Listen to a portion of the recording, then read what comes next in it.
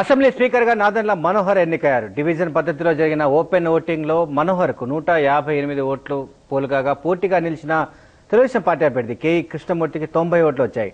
Speaker గా ఎన్నికైన మనోహర్ కు ముఖ్యమంత్రి కిరణ్ కుమార్ రెడ్డి, ప్రతిపక్ష నేత చంద్రబాబు నాయుడుతో సహా పలువురు అభినందనలు తెలిపారు. అంతకుముందు స్పీకర్ ఎన్నికపై హై డ్రామా కొనసాగింది. సీక్రెట్ బ్యాలెట్ అంటూ నిన్న జారీ చేసిన బులెటిన్ ను సస్పెండ్ చేస్తున్నట్టుగా ప్రొటెం స్పీకర్ జేసీ దివాకర్ రెడ్డి ప్రకటించారు.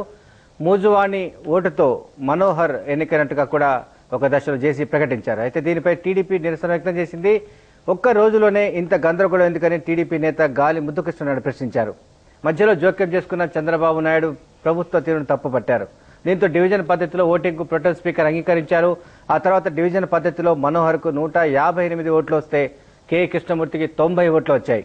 ఈ ఓటింగ్ లో కాంగ్రెస్ నుంచి మంత్రులు డిఎల్ రవీంద్రారెడ్డి, రఘువీరారెడ్డి, విజయప్రసాద్, వెంకటరామిరెడ్డి, కుతూహలమ్మ, జగన్ వర్గానికి సంబంధించిన నేతలు బాలినేని శ్రీనివాసరెడ్డి, గురునాథ్ రెడ్డి హాజరు కాలేదు. అలాగే వైఎస్ఆర్ కాంగ్రెస్ పార్టీకి సంబంధించిన ఎమ్మెల్యే విజయమ్మ, ఎంఐఎం నేత అక్బరుద్దీన్ ఓవైసీ కూడా హాజరు కాలేదు. టీఆర్ఎస్, బీజేపీ, సిపిఐ ఈ ఓటింగ్ కు దూరంగా ఉన్నాయి.